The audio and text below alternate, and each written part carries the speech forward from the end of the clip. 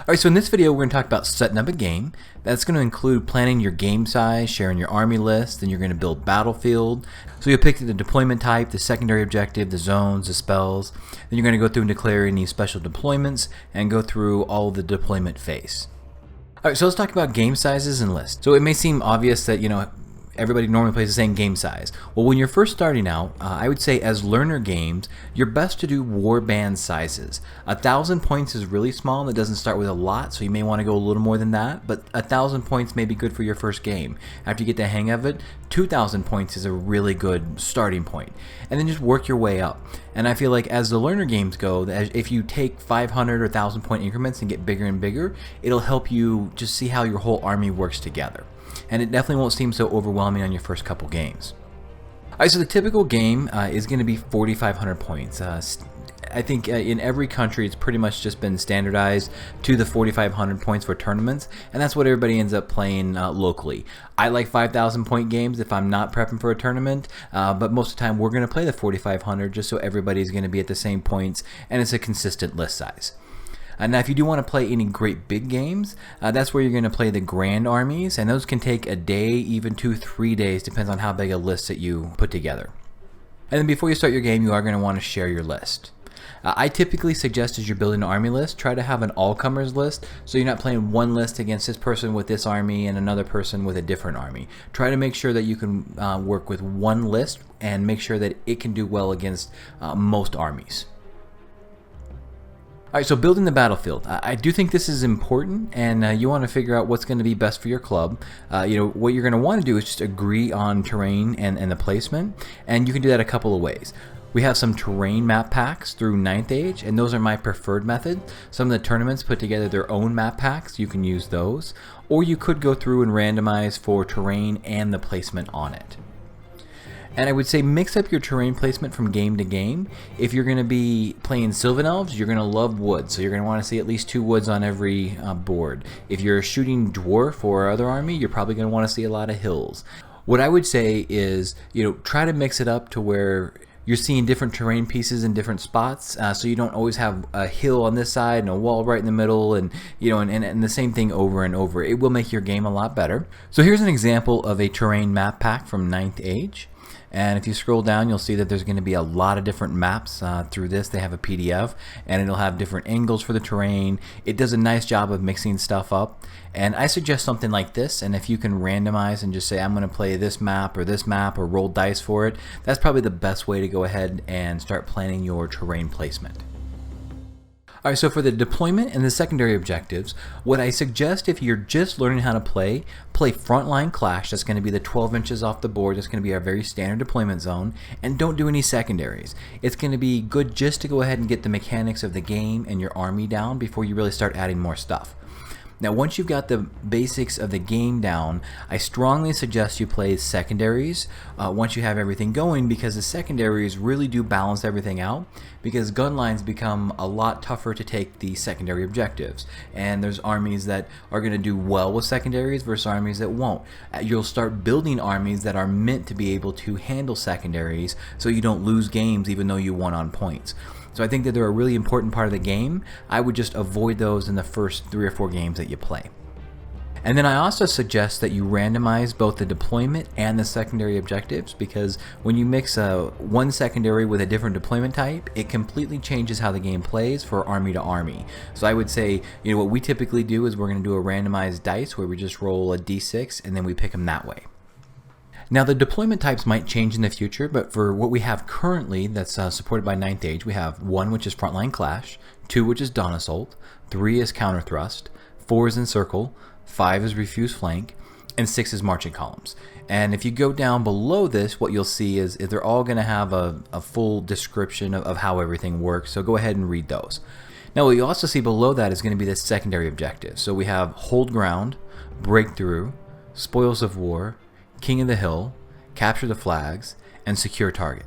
So you see it's really easy to use a d6 to determine both the deployment and the secondary, because each of them have 6.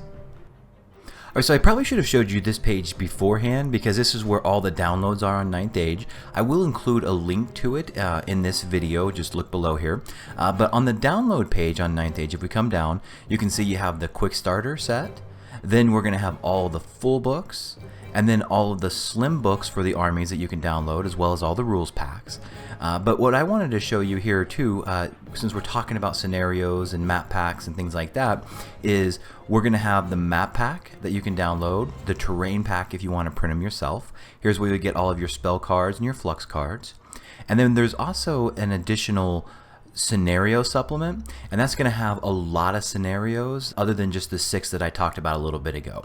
So I would say definitely come to the download page and make good use of everything they have here. There's a lot of stuff I don't think a lot of people realize are even here on the download for gaming aids. So once you have the battlefield down, you picked out your deployment and your secondary. Now you're going to need to determine deployment zones. I see this done wrong with a lot of newer players, so I just want to make sure that I explain this correctly. So the first thing you're going to do is you're going to roll a d6 for deployment zones. Whoever wins the d6 will be picking the deployment zone. They don't get to choose whether they go first or second. It's always going to be they pick which side or another. And if you can cut the board in a certain way, or if someone's deploying forward or backwards, the person that won the roll to pick sides is also going to determine that as well. Next, you need to do the spell selection, and that's going to be starting with the person who picked the deployment zone. A lot of times it's not going to matter. You're just going to choose the same spells you would have from army to army, but it may make a difference what someone is picking for their spells, what you want to pick, so make sure you do it in the correct order. And then what you're going to do is you're going to pick the spells for your apprentice, your adepts, and your masters. We'll get into it more later, but the apprentice knows one spell, and that's going to be the number 1 spell or the hereditary spell. Whereas an adept will know 2 spells, and that can be anywhere from 1 through 4, and the hereditary spell. And then wizard masters know any of the learned spells 1 through 6, or their hereditary spell. The next thing you need to do is declare if there's going to be any special deployments, and what we're talking about here is going to be scout or ambushing units, and we'll get into that more later, but you do need to let your opponent know that up front before they start deploying. Alright, so when we get into the deployment phase, first you're going to determine who deploys first. Now the player that didn't choose the deployment zone decides which player will deploy first. Then you're going to take turns deploying units, and they need to be completely within inside your deployment zone. And on each player's turn to deploy, you can deploy any number of units as long as you're deploying at least 1. Just so you know, all characters count as a single unit during the deployment phase, and they must be deployed during the same deployment turn. So essentially you're just putting all your characters down at the same time. It doesn't mean that you have to do them last, but if you want them to go in units, you need to make sure those units are down first. Now when I said earlier that you can deploy any number of units, that is true on most cases, but there are a few times where during the deployment you have to alternate for the first, say, 3. When you get into that, you'll see that. But for the most part, you can choose, I'm just going to deploy my whole army, or I'm going to go back and forth. I can deploy a couple. You really get to choose how you want to do that. Now, once a player has deployed all of their units, excluding anything that are going to be, ambushing or scout, then that player must announce whether they will play for first turn or second turn if they win the roll for the dice. Now, it could be that if you just deploy your entire army out, depending on the size, you'll automatically win. You won't even have to roll dice because you'll have that many bonuses. But once a player is fully deployed, they do have to say to the other player how they're going to be trying to go either first or second. Then the other player is going to deploy the rest of their units. And then what you're going to do is you're going to add up how many units they had left, including characters all count as 1, and that's going to be the bonus that the other player gets on the dice roll to see who gets to choose who goes first. Alright, the next thing you're going to do is you're going to deploy the scouts.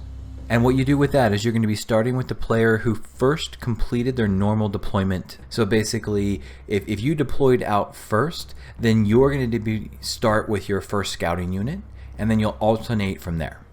Alright, so the next thing is going to be move vanguarding unit. So vanguards normally allow you to do a 12-inch move before the game starts. It could be different. I know there's some units that can only vanguard 6.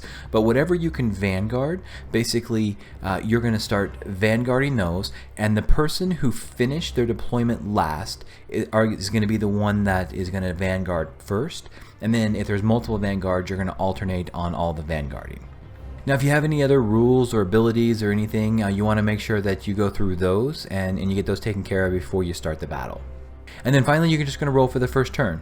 If say the person who deployed out was a +3, then they're going to be a +3 of their dice roll. So they'll both roll. Basically, whoever wins that dice roll is going to get their choice of whether they go first or second. Now I will say if it is a tie, then the player who finished deploying second actually is going to win that, because the person who finished deploying first actually has to beat the person who finished deploying second. Alright, and so next we're going to be on to actually starting the game. So on the next video we're going to start going over charge phase, movement phase, and how all of that works. And we'll get some models back on the board. I'll see you on the next video. Hi YouTube, this is Mike with Dark Wizard Gaming. Thanks so much for watching our How to Play 9th Age video series. Now if you did like the video, please use the like and subscribe feature below here, and feel free to leave any comments. And now if you have questions about how the game works or any rules questions, I would strongly suggest you go to the 9th Age forum and actually post on there. They're going to have a full team, and there's a community there to help you with any rules questions. If you do comment here, I will answer your questions, but it may take a week or two before I get back with you, whereas if you go to the 9th Age forums, you'll get answers right away. So enjoy your 9th Age gaming. Thanks.